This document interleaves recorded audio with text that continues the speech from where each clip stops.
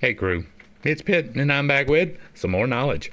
Today we are diving back into the works of G.R.S. Mead. This is Fragments of a Faith Forgotten. We are reading aloud and discussing as we go along the various points brought to light by the text. It is not the format for everyone, but people find value in it, so you are more than welcome to tag along as we continue our exploration.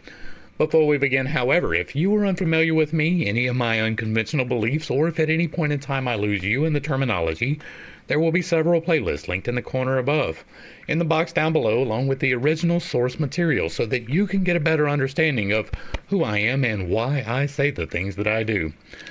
With that being said, we are going to dive in and continue our exploration. We are going to try to hit two different sections today. This first one is short, the second one's going to be a little bit longer. Let's go with preliminary considerations. The familiar story of the origins of Christianity, which we have all drunk in as if it were our mother's milk, may be said to be almost a part of the consciousness of the Western world. It is interwoven with our earliest recollections. It has been stamped upon our infant consciousness with a solemnity which has repressed all questioning. That is the truth. It has become the thing we have grown used to, right? Like, you're not allowed to question, and that is one of the major problems. Like, you are, right? Technically, you are. You're just not allowed to get the answers, right? If you have a question and you go to the appropriate person, they will give you the appropriate apologetics, right? If you go and you're like, why is it okay to rape people in the Bible? They're like, well, this was a different period of time, so they had different social considerations, and God was making allowances for them to be able to just take whatever they want, right? Because honestly, we've created a new commandment here that has never existed on the planet before, right? Thou shalt not rape. That is a new one. That is especially new considering the light of the Bible. If you were to rape somebody in the time of the Bible, all you had to do was pay their dad. That's a real thing. There are apologetics to excuse that. There are many things like that, and there are apologetics to excuse that. It is built into the system that if you doubt, it is because of you, not because of the book.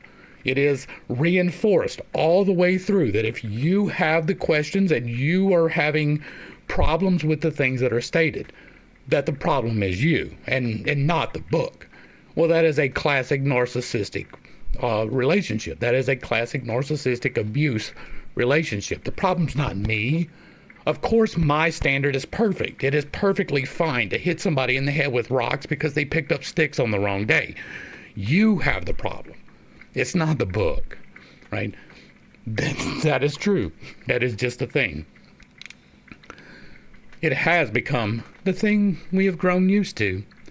It has upon its side that stupendous power of inertia, the force of custom, against which but few have the strength to struggle. See the Bible study.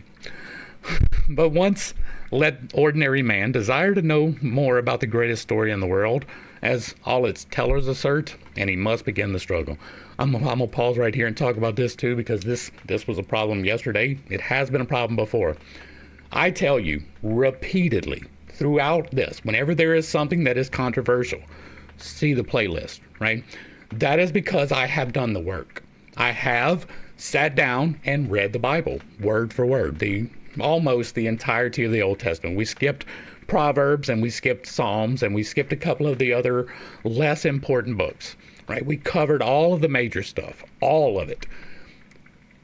The playlist, right? We walked through all of these problems piece by piece, word by word. And like yesterday, somebody's hit me up and they're like, well, are you trying to say that the Bible is wrong? Yes.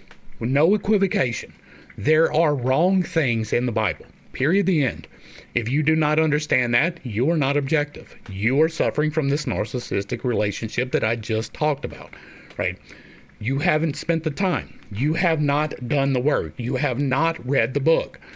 It is that simple. And I know that is going to step on some people's toes, but if you are not aware, I have some unconventional beliefs and a tendency to step on toes when I relay those. It is not intentional, but I do not apologize for it. The only way to break out of a narcissistic relationship is if somebody hits you with reality. Back to the text. Previously, he has been led to believe not only that the story is absolutely unique, but that it is entirely supernatural. In brief, he analyzes his own understanding of the story. He finds it violently divorced from all historical environment, a thing of itself, standing alone in unnatural isolation. His picture has no background. Moreover, he will find it very difficult to fill in that background, no matter how industriously he may labor. He may read that books on the life and times of our Lord, only to find that for the most part, the environment has been made to fit the story, and its main features have been taken from it. In brief, he does not feel that he has been put in contact with the natural environment for which he is seeking. There are, of course, a few works which are not of this nature, but the general reader seldom hears of them, for they are generally regarded as dangerous and disturbing. You should read the Apocrypha. You should not take the Apocrypha for truth, right? You should look, investigate, question, query, see if it is true, right? There may be some truth in the first book of Enoch. The rest of the books of Enoch are pretty much garbage. We have done the work. Go back. Read through the things that you were not supposed to read and see what the other viewpoints are. You will never regret having more information, right? That is one of the things that I stand upon here, right? We will never regret having a better understanding of things. Now, we may regret the circumstances having to change because we have a better understanding of things, but you will not regret in the long run knowing something that was untrue is untrue. Back to the text. But even if we go deeper into the matter and make a special study of the history of the origins with the largest libraries at our disposal, we find that no writer has, as yet, given us a really sufficient sketch of the environment. And without this, it is impossible to have a real comprehension of the nature of infant Christianity and the full scope of its illumination. Without it, we shall never understand its real naturalness and its vast power of adaptation to that environment. 4. If we look back at the evidence of the first 2 centuries of our era, and to our mind no evidence with regards to the origins subsequent to this period is of any validity, for an understanding of the actual state of affairs, instead of one church and one form of faith, we find innumerable communities and innumerable modes of expression. Communities united for the living of a life, and systems striving to express the radiance of a light.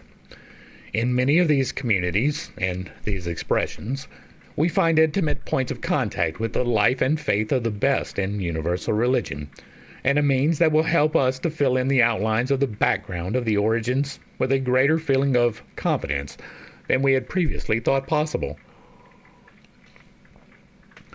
So far from finding the sharp divorcement between science, or philosophy, and religion, or theology, which has characterized all later periods of the Christian era up to our own day, it was just the boast of many of these communities that religion was a science. They boldly claimed that it was possible to know the things of the soul as definitely as the things of the body. So far from limiting the illumination which they had received to the comprehension of the poorest intellect, or confining it to the region of blind faith, they claimed that it had supplied them with the means of formulating a world philosophy capable of satisfying the most exacting intellect. Never, perhaps, has the world witnessed more daring efforts to reach a solution of the world problem than were attempted by some of these mystic philosophers and religio-scientists. That their attempts are, for the most part, incomprehensible to the modern mind is partly owing to the fact that our record of them is so imperfect, and partly due to the natural impossibility of expressing in human language the stupendous realities to which they aspired. Nevertheless, their heaven-storming, when we can understand its nature, is a spectacle to move our admiration, and, if we cast aside all prejudice, make us bow our heads before the power which inspired their efforts. They strove for the knowledge of God, the science of realities, the gnosis of the things that are. Wisdom was their goal, the holy things of life their study. They were called by many names by those who subsequently hailed them from their hidden retreats to ridicule their efforts and anathemize their doctrines. And one of the names which they use for themselves, custom has selected to be their present general title. They are now generally referred to in church history as the Gnostics, those whose goal was the gnosis, if indeed that be the right meaning. For one of their earliest existing documents expressly declares that gnosis is not the end, it is the beginning of the path. The end is God, and hence the Gnostics would be those who use the gnosis as the means to set their feet upon the way of God. I've got a book for that. The question, which at once presses itself upon the attention of the student of history, is, whence did these men come? Did they arise suddenly in the midst of a world that cared not for these things? Were they entirely out of touch with the past? Had they no predecessors?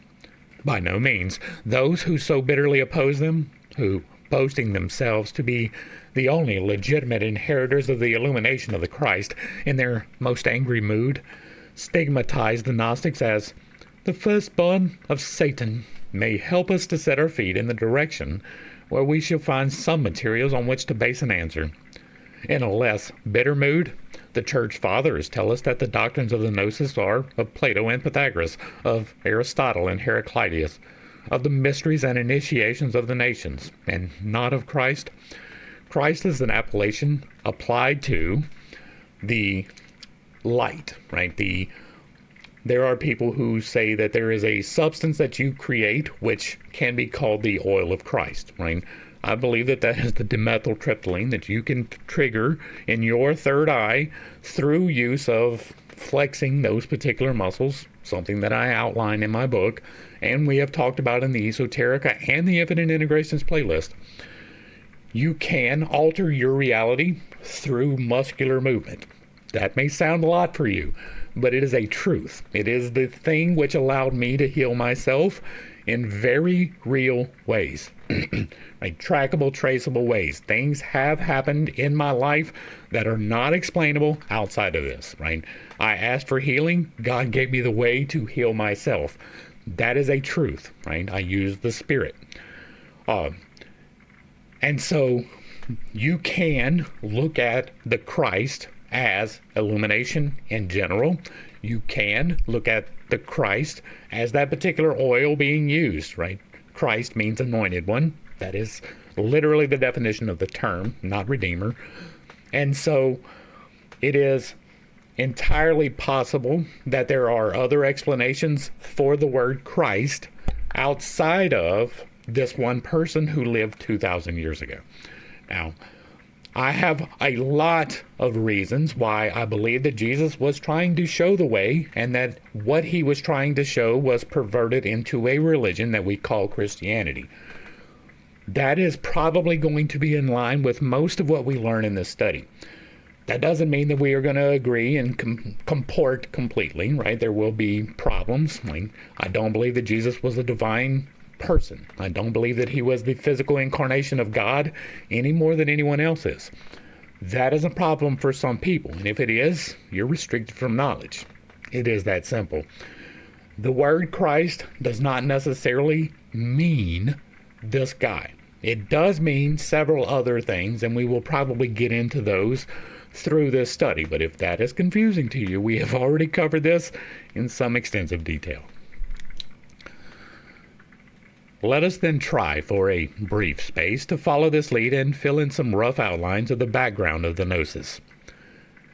We shall, then, be better able to say whether or no we join our voices to the hue and cry of the heresy hunters. In what follows, we shall only attempt the vaguest indications of the vast field of research in which the student of the Christian origins has to labor, before he can really appreciate the nature of the soil in which the seed was sown. The political history and social conditions of the time have to be carefully studied and continually borne in mind. But the most important field to be surveyed is the nature of the religious world, especially during the 3 centuries prior to our era. How is it possible, we ask ourselves, as we gaze upon the blendings of cult, the syncretism of theogonies and cosmogonics, and the mixtures of faith which abounded in these centuries? to separate them into their original elements. The problem seems as hopeless as the endeavor to trace the mixtures of races and subraces, of nations and families, which were the material means of these blendings of cult and religion. Where can we begin? For if we begin where the known history fails, as is usually the case, and imagine that we have here reached a state of things primitive, we are forced to be ever revising our hypotheses by each new archaeological and ethnological discovery. Tribes, which we have regarded as primitive savages, are found to be the decaying remnants of once great nations. Their superstitions and barbarous practices are found blended with the remnants of high ideas, which no savagery could evolve. Where shall we seize a beginning in this material of protean change? Surely we cannot trace it on the lines of material evolution alone. May it not be that there is the soul of a people as well which has to be reckoned with? Just as the bodies of men are born from other bodies, so are nations born from nations. But if the physical heredity of a man is difficult to trace, since the farther it is pushed back, the more it ramifies, the more difficult is the heredity of a nation. For whereas a man has but two parents, a nation may have many, and whereas the bodies of a man's parents at death are hidden away to decay in the earth, the bodies of nations decay in the sight of all, and persist mingled with their children and grandchildren in all the family tree which they share with other nations. Nations may have certain distinguishing characteristics, but they are not individualized in the same way as a man is individualized. And the problem of their inner heredity is more difficult to solve than even that of nature of the animal soul, for it is on a vaster scale. Such, then, being the nature of the physical being, vehicle of the general religious consciousness, it is not surprising to find that the history of the evolution of religious ideas is one of the most difficult of studies. If we bear all these presuppositions in mind, it requires the greatest courage to venture on any attempt at generalization. We feel that every statement ought to be qualified by so many other considerations that we are almost disgusted with its crudity, and know that we are only tracing the bones of skeletons when we ought to be clothing them with flesh and making them vibrant with life. But to return to the antecedents of the special period and movement we have in view. Three main streams mingle their waters together in the tumbling torrents that swirl through the land in these critical centuries. Three main elements are combining their substance and transmuting their natures in the seething crucible of the first centuries of the Christian era. Greece, Egypt, and Jewry receive the child in their arms, suckle the body of the newborn babe, and watch round his cradle. The irrational soul of it is like to the animal souls of its nurses. Its rational soul is like heredity with their minds, but the spirit within it is illumined by the Christ.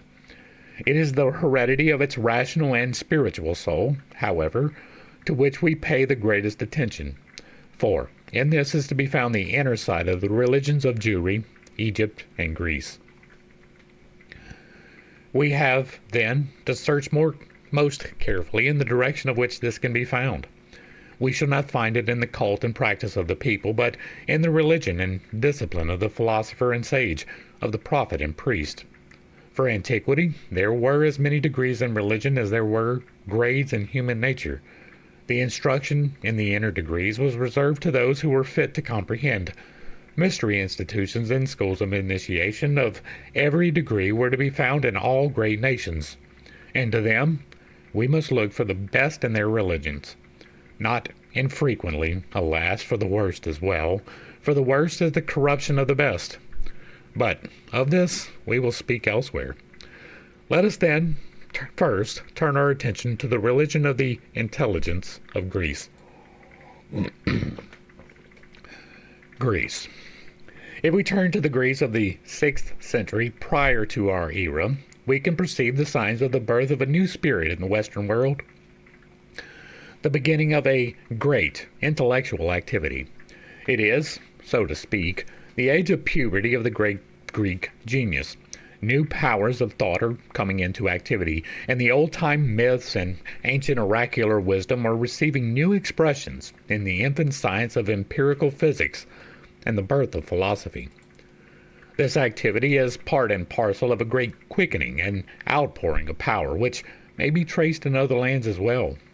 It is an intensification of the religious consciousness of the nations, and it intensified the religious instinct of Greece in a remarkable manner. Its most marked characteristic is the application of the intellect to things religious, owing to the accelerated development of this faculty in man. The greatest pioneers of this activity were men whose names still live in the Temple of Fame. In the Far East, we have Confucius and Lao Tse. In India, Gautama, the Buddha. In Persia, the last of the Zoroasters. In Greece, Pythagoras. There were others, doubtless, elsewhere, who acted as messengers of the light, but our existing records are too imperfect to permit us to trace their paths. Can any who believe in the providence of wisdom in human affairs doubt that this was part of some great plan for man's advancement? If there be a providence that shapes our ends, where can we see its hand more clearly than in such great happenings? But to confine ourselves to Greece, we must not suppose that Pythagoras was without predecessors. For, though his later followers would have us think that all philosophy flowed from him, we cannot believe in this so sudden appearance of it, and we doubt not that Pythagoras regarded himself as the enunciator of all truths, but one of the teachers of a line of a doctrine. He had Pherecydes and Anaximander and Thales before him in Asia Minor, and other teachers in Egypt and Chaldea and elsewhere. Indeed, in these early days it is almost impossible to separate philosophy from mythology, and all the ancient ideas connected with it. If we look to the time of Thales, who is regarded as the herald of the first elements of philosophy in the Grecian world, who lived a century earlier than Pythagoras, we find a state of affairs somewhat as follows. The educated and traveled of the Greeks, at the time, regarded Egypt as the center of all learning and culture, and their own forebears as of no account in such matters. The rhapsodists of the Homeric poems flattered their vanity by singing of the prowess of their ancient heroes, but could tell the intelligent nothing of religion. As for Hesiod and his Theogony and the rest, they could make but little of them. He was doubtless more intelligible than the archaic fragments of the Orphic poems, which enshrined the most ancient elements of the religious tradition of Hellas, but he fell far short of the wisdom of Egypt. As for the Orphic fragments, they were relics of their barbarous ancestors, and no one believed in them but the superstitious and ignorant. But a nation that is to be something of itself and not a mere copier of others must have confidence in its past traditions, and we find about this time that there arose a growing interest in these old fragments, which gradually led to their collection and translation into the Greek of the period. This took place at the end of the 6th century, and the name identified most closely with this activity to recover the fragments of the old tradition was that of Onomacritus. It is interesting to notice how that this was done just prior to the period when Greek cast back the invading host of Xerxes from the shores of Europe. The effort seems to have been to revive in Greece the memory of its past by recovering the channel of its ancient inspiration, and, at the same time, to let her feel the strength of her peculiar genius in thinking out the old oracular wisdom in terms of her fresh intellect, so that she might feel courage to hurl back the invading forces of the East and pave the way to her future conquest of that same East in the days of Alexander. At this period, then, we notice the rise of philosophy and the revival of the Orphic tradition. But this is not all. The leaven is working within as well as without, and we find an enormously increased activity in those most sacred institutions of the religious life of Greece, the mysteries. But before we proceed to consider briefly this, perhaps the most important point of all, let us try to take a hasty retrospect along the line of the Orphic tradition. For those who studied such matters in later Greece, and more deeply than the rest, assert with one voice that the line of their descent was from Orpheus through Pythagoras and Plato. The Greeks, known to history, seem to have formed part of one of the waves of immigration into Europe of the great Aryan stock. Of the main wave, there were doubtless many wavelets. if we may venture to believe that some germ of history underlies the records of the priest of Sais communicated to Solon and preserved to us by Plato in his Critias and Timaeus, we have done Critias and Timaeus in their entirety. It is part of the ancient lore playlist. According to them, so long as 10,000 years before our era, Attica was occupied by the long-forgotten ancestors of the Hellenes. Then came the Great Flood when the Atlantis island was destroyed. It was not an island, it was a continent. Right? We talk about this often because labeling it as an island makes people think that it is small, right? It is not small. It was an island in the exact same way that Australia is an island. It is surrounded completely by water, so yes, it is an island, but it is large, right? It was not a kingdom, it was 10 kingdoms. It was not ruled by a ruler, it was ruled by 10 rulers. That is the lore, that is the legend. And so if it is going to be quoted, it needs to be quoted correctly. And it is closer to 12,000 years than 10. Or I guess now it is. Maybe it wasn't then, right? We're 150 years past this, so. Atlantis Island was destroyed, and the shores of the Mediterranean rendered uninhabitable by seismic disturbances, of which the Great Cataclysm was but one of a number. That is going to make me point out again, I'm going to link the single video, right? We have 4 playlists in a single video. The last video is going to be the 12,000 year disaster cycle, where I allow other people to detail it, and then I talk about the scientific reasons to believe that this is a thing, right? Great cataclysmic cycle that happens on a 12,000 year timeline, but with a half-point antipode, right? So 12,000 years ago, there was a fire cycle. 6,000 years ago, there was a flood. Soon, there will be a fire cycle, right? 12,000 years between the fires, there will be 12,000 years between 2 floods.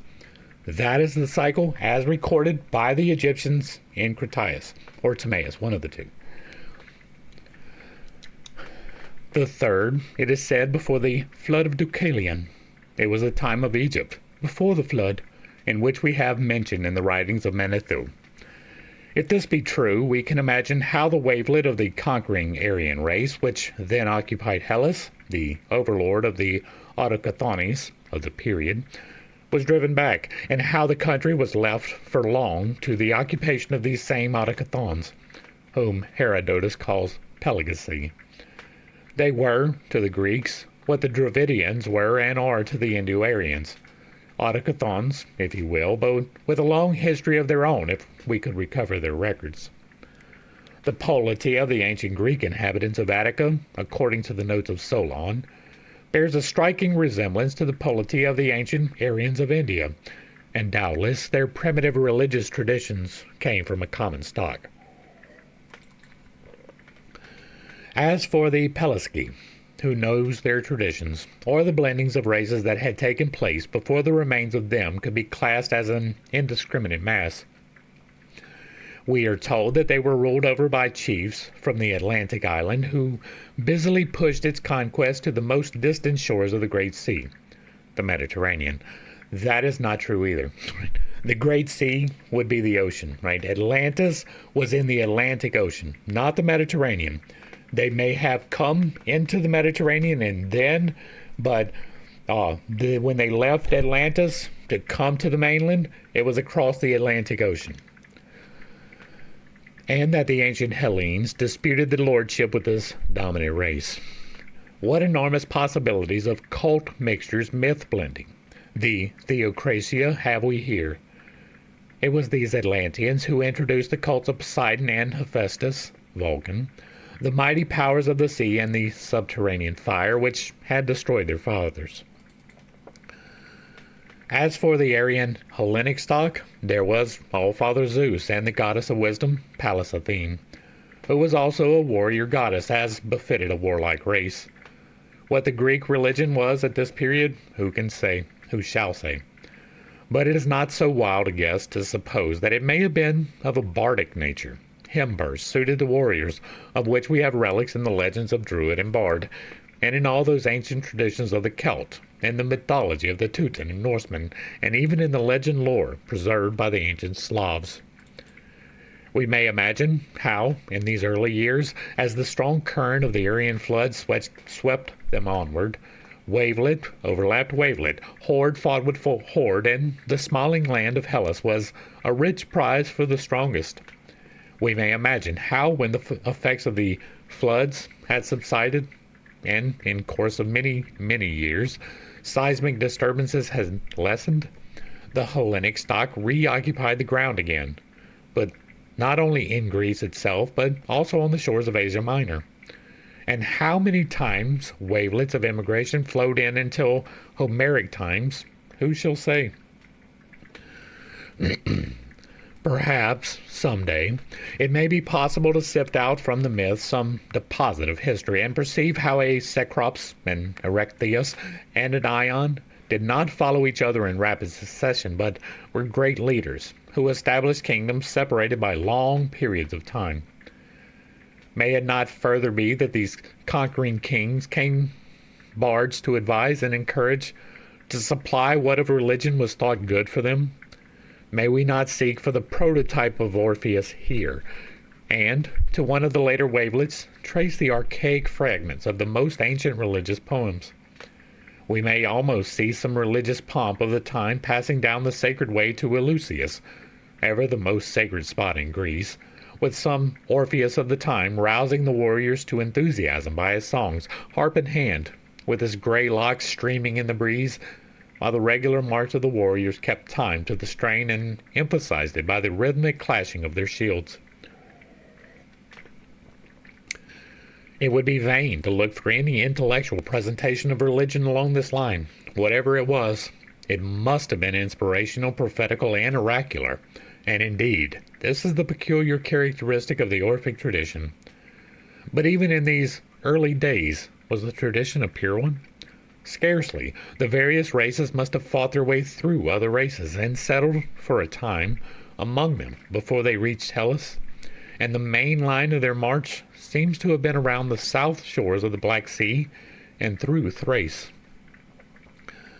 In Thrace, they would meet with the cult of Dionysus and absorb some of its traditions. Not that Thrace was the home of this cult, its origins appear to reach eastward and back in time, a wide-spreading cultus with its roots in the soil of an archaic Semitism, the traces of which are hard to discover in the obscure and fragmentary records that we now possess. Moreover, there is some mixture of the Chaldean tradition in the Orphic line, but whether it existed at this period or was superadded later is hard to say. What the precise religion of the successive wavelets was like, when they had settled in the rich lands of Greece and became more civilized, we can no longer say, for we have no records. But, doubtless, they were watched over and sufficient inspiration given them for their needs. If we now turn to the Greece of Homer and try to find traces of Orpheus, we are doomed to disappointment. But this is not altogether inexplicable. Homer sings of a Greece that seems to have entirely forgotten its ancient bards, of heroes who had left their religion at home, as it were. The yellow-haired Greeks who won the supremacy subsequent to Ion's time were a stock that paid little attention to religion. Okay, if you are unaware, we have just finished Homer's The Iliad. This is not something that you can say, right? Homer's The Iliad is absolutely ate up with religion, right? There is insertion of gods and goddesses all the way through it. It talks in detail about how sacrifices were made, the words that were said, the practices that were used. That is all part of the Iliad. We just did that entire study.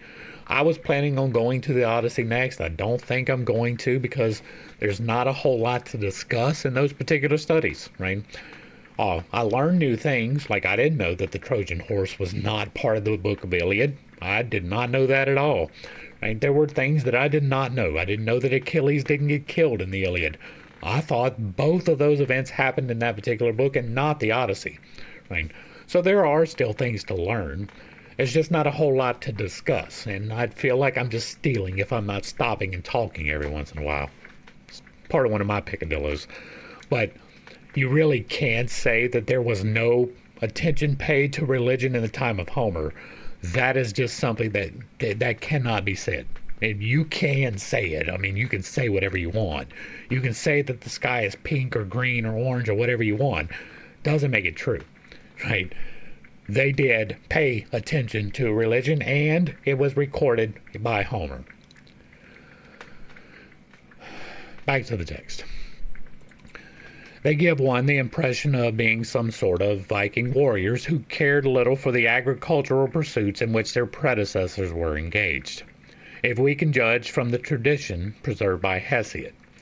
We see a number of independent chieftains occupying the many vales of Greece, that is true, whose idea of providing for an increasing population is by foray and conquest. That is partially true, right? That is absolutely what they were doing in the Iliad, right? They were going to Troy to despoil. They blame it on Helen. That's not what was going on. And so they did, indeed, get glory and riches and all of those things from conquering other people. That is true. But they also, in Homer's The Iliad, let us know that they cared for animals, that they were shepherds and stewards as well. That is, again, part of the recorded history.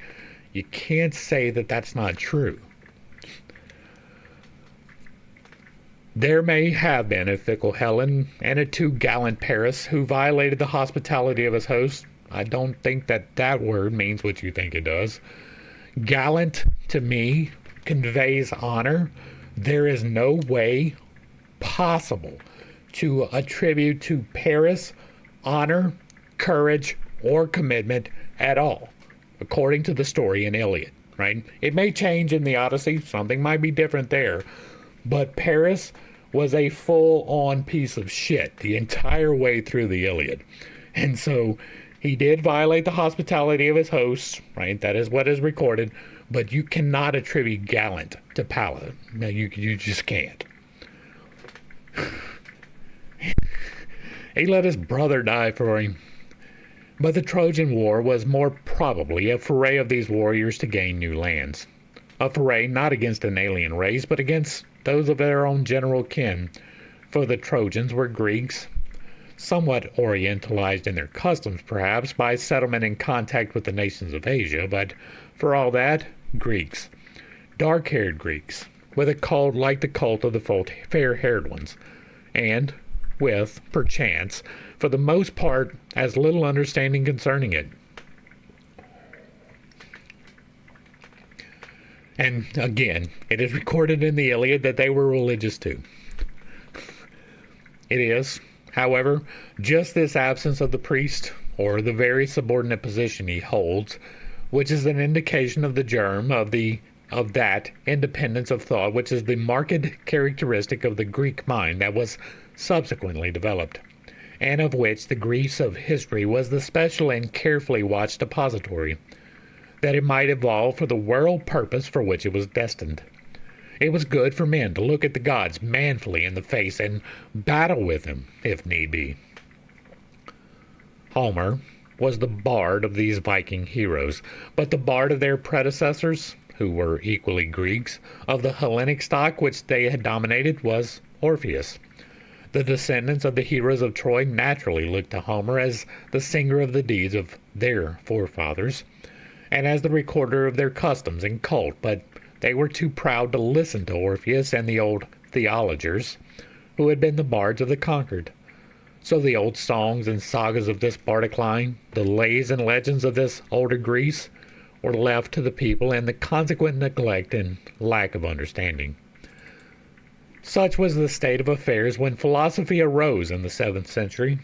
It was then found by the few that Homer could not suffice for the religious needs of thinking men. There was nothing in Homer to compare with the religious traditions of Egypt and Chaldea. The Greeks, apparently, had nothing of religion. Their ancestors were barbarian. Again, that is untrue.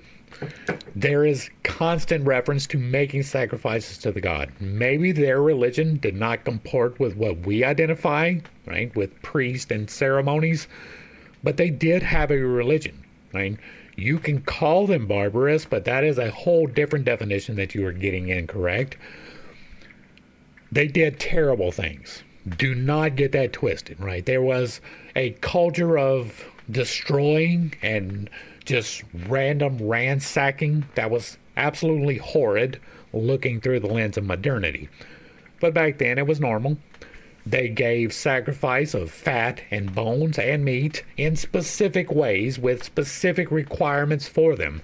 That is a religion. The Greeks had religion. It may not be the religion that you comport with, right?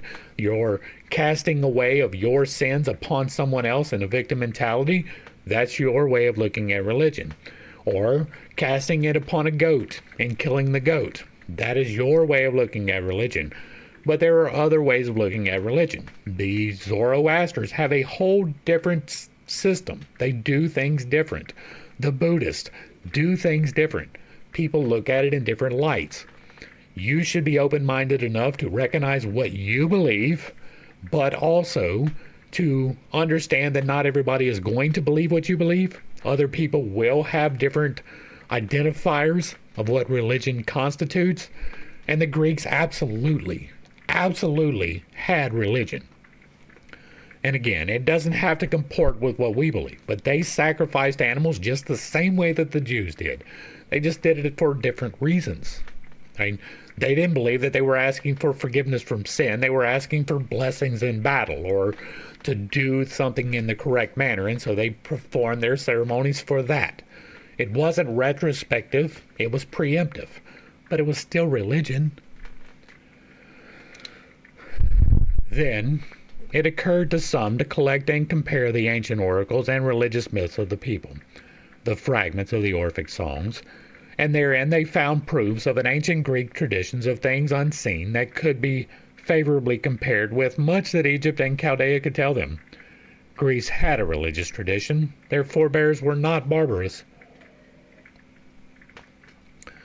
Those who busied themselves with such matters at this critical period, we may believe, were not left without guidance, and poets and thinkers were helped as they could receive it. The fragment of this activity in Orphic poesy, which have come down to us, shows signs of this inspiration. We do not refer to the late Orphic hymns, some 80 in number, which may be read in English in Taylor's translation, but to the ancient fragments scattered in the works of classical and patristic writers. Many of these were based on the archaic fragments of their pre-Homeric times, and looked back to this archaic tradition as their foundation. But the mystic and mythological setting of these poems, their enthusiastic and prophetic character, though all sufficient for many, were not suited to the nascent intellectuality of Greece, which was asserting itself with such vigor. Therefore, the greatest leaders of that thought sought the means to clothe the ideas which were enshrined in myth and poesy, in modes more suitable to the intellectuals of the time.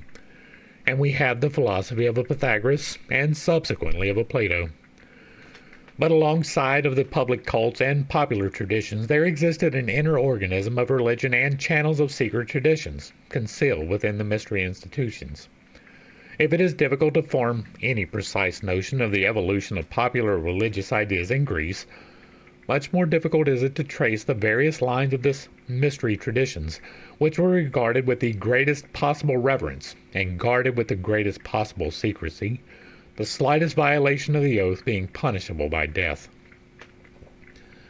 The idea that the underlay of the mystery tradition in Greece was similar to that which underlay all similar institutions in antiquity, and it is difficult to find any cult of importance without this inner side.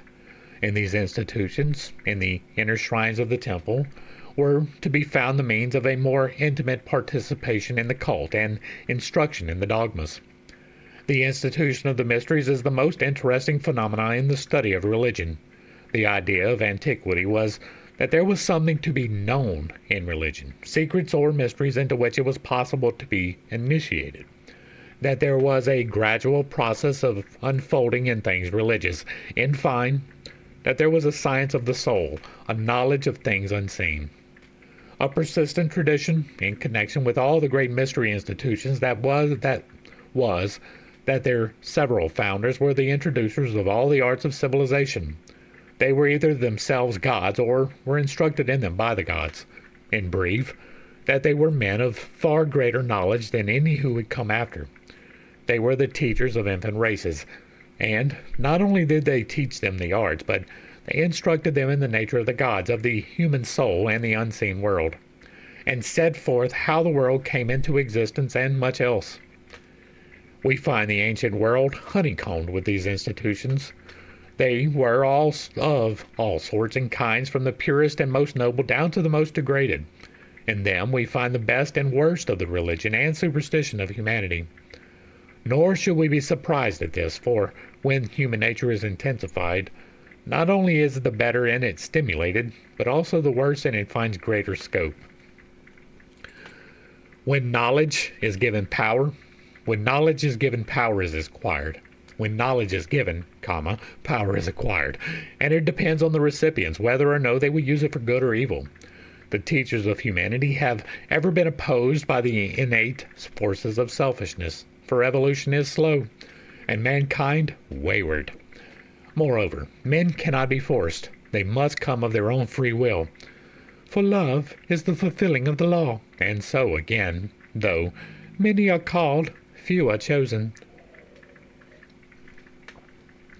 It is said that these earliest teachers of humanity, who founded the mystery institutions as the most efficient means of giving infant humanity instruction in higher things, were souls belonging to a more highly developed humanity than our own.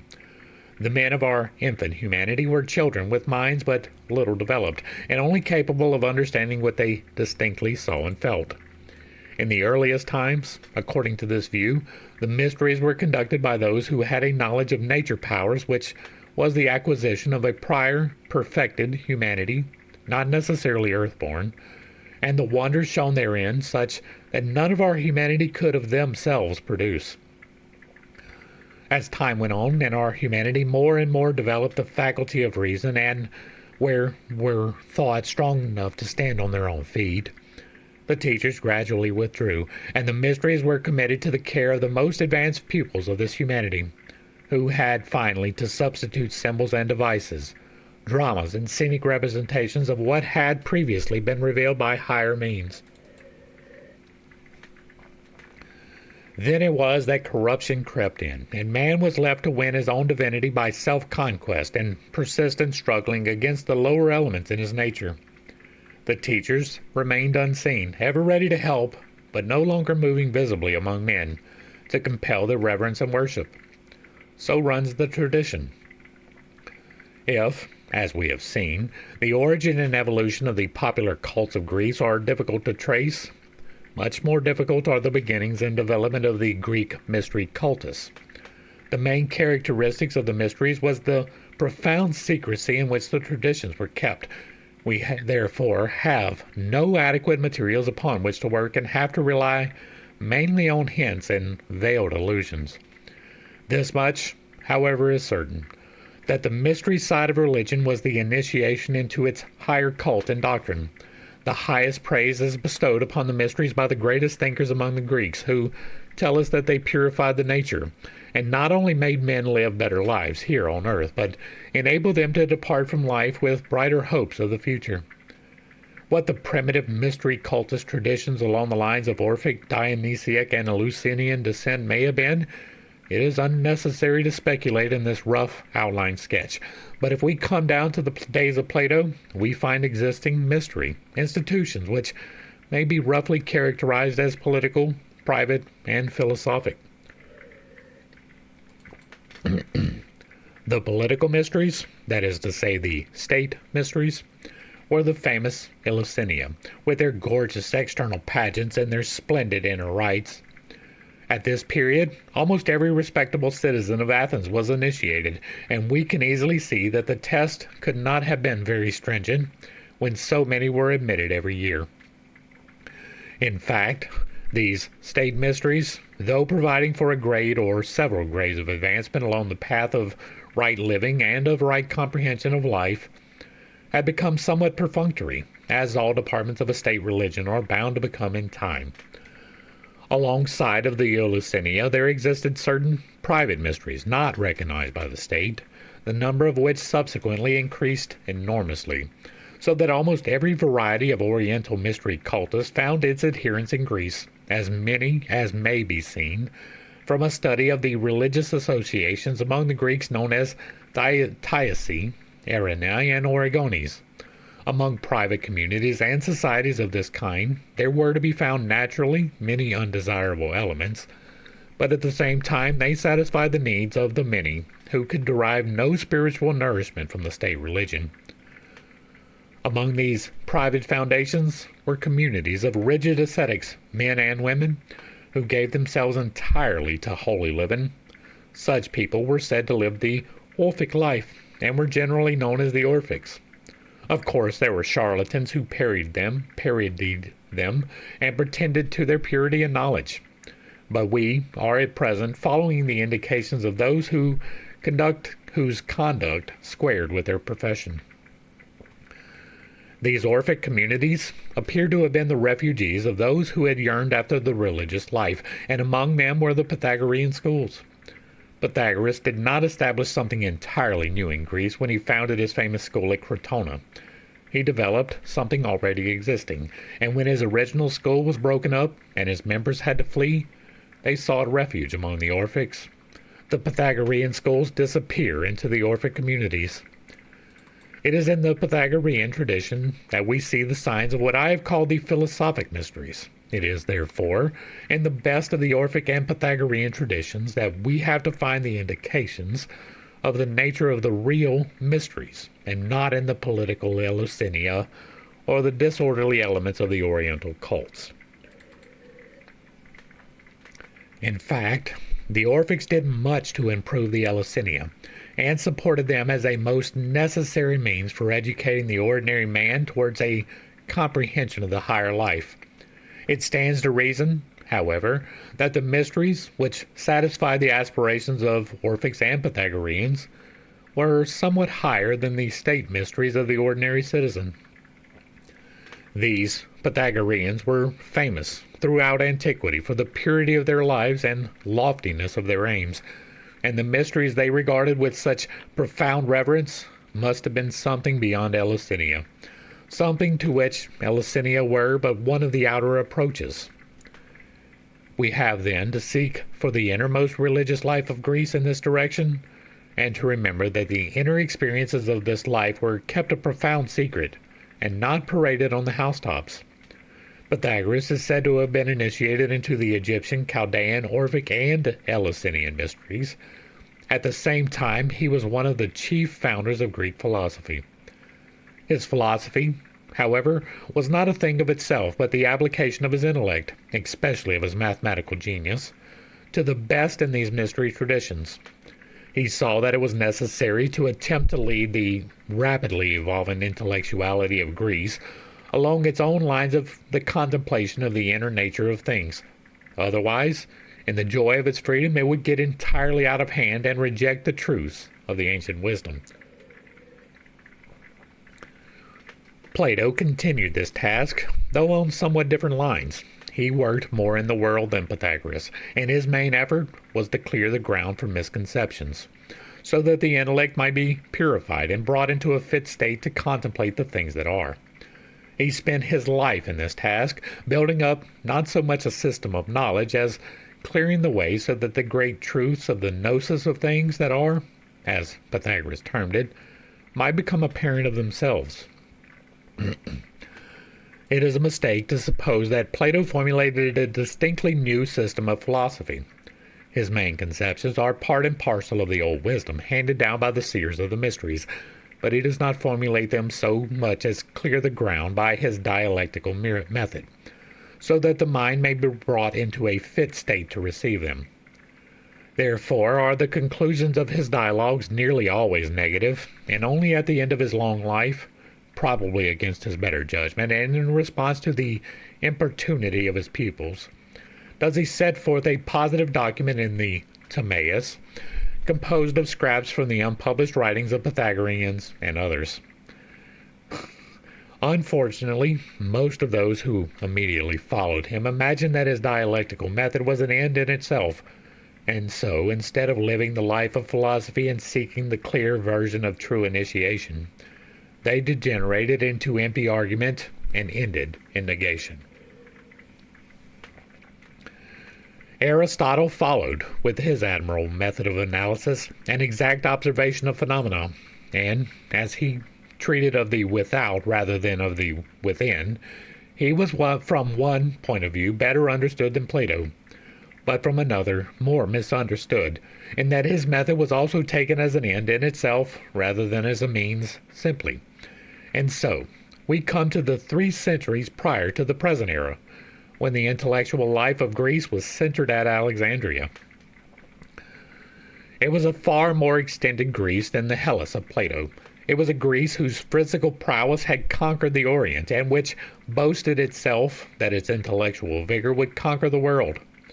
Everywhere it matched its vigorous intellect against the ancient East, and, for a time, imagined that victory was with it. Its independence of thought had given rise to innumerable schools warring with each other, and the spectacle it offers us is very similar to the spectacle of modern Europe during the last 300 years. We see there at work, though on a smaller scale, in germ as it were, the same intellectual activity which has characterized the rise of the modern scientific method, and with it, the same breaking down of old views, the same unrest, the same spirit of skepticism. If we look to the surface of things merely, we might almost say that Greece had entirely forgotten the mystery tradition and gloried solely in the unaided strength of her intellect. But if we look deeper, we shall find that this is not the case. In the days of Plato, the Orient and Egypt were brought to Greece, so to speak, whereas later on Greece went to Egypt and the East. Now the ancient wisdom had its home in Egypt and Chaldea, and the Orient generally, so that through the Orphic and Pythagorean communities of Plato's time, imported into Greece a modified Orientalism, which they adapted to the Greek genius, along the lines of their own ancient wisdom tradition. When the Greeks, in their thousands, went forth into the East, some of them, those of them who were prepared by contact with these schools, came into closer intimacy with the ancient wisdom of the East, and drank it in readily. As for the generality, just as the introduction of Orientalism into Greece among the people brought with it abuses and enthusiastic rites of an undesirable character, while at the same time it intensified the religious life and gave greater satisfaction to the religious emotions, so the Greek conquest of the Orient spread abroad a spirit of skepticism and unbelief, while sharpening the intellectual faculties. But all this was a very gradual process, and the more skepticism increased, the intenser became the desire of numbers to withdraw from the warring clash of opinions and seek refuge in the contemplative life that offered them knowledge. Oriental thinkers and mystics became Hellenized along the lines of Pythagorean and Platonic philosophy, and Greek philosophers became Orientalized by contact with members of the many communities that honeycombed not only Egypt and the rest of the barbarian nations subject to Greece, but also Asia Minor and even Hellas herself. How numerous were these communities in the 1st century may be seen from a study of the writings of Philo Judaeus and the life of Apollonius of Tyana, and from the picture of mystic Greece, which may be recovered from the ethical and theosophical essays of Plutarch, and also from the many recently discovered inscriptions relating to the innumerable religious associations in Greece. When the Greek kingdoms of the successors of Alexander were in their turn humbled beneath the conquering power of Rome, the organizing Italic genius policed the world, somewhat in a similar way to the fashion of the present British occupation of India. The legal mind and practical genius of Rome was never really at home in the metaphysical subtleties of Greek philosophy or the mysticism of the East. In literature and art she could only copy Greece. In philosophy she sought for a rule of conduct rather than a system of knowledge. And so we find her, in the persons of her best men, the followers of Stoic naturalism, which summed up its code of ethics in the idea of honestus.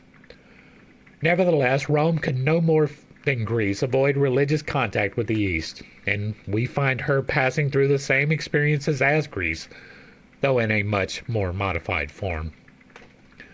The chief point of contact among the many religions of the Roman Empire was the common worship of the sun, and the inner core of this most popular cult was, from about BC 70 onwards, to be found in the mysteries of Mithras. The worship of Mithras, or of the sun god, was the most popular of heathen cults and the principal antagonist of the truth during the first 4 centuries of our period. Such is the statement of one who looks at it from the point of view of a Christian, ecclesiastic, and indeed, the church fathers from the time of Justin Martyr onward have declared that the devil, in the mysteries of Mithras, had plagiarized their most sacred rites by anticipation. The Mithraic mysteries represented the esoteric side of a great international religious movement, which the uniting together of many peoples into the Greek and Roman world had made possible, and which resulted from the contact of Greece and Rome with the thought of the East. National and local cults were gradually influenced by the form of symbolism employed by the modified Chaldeo-Persian tradition, the worship of the spiritual sun, the Logos, with the natural symbol of the glorious orb of the day, which was common in one form or the other to all great cults, and the rest of the solar symbolism, gradually permeated the popular indigenous forms of religion.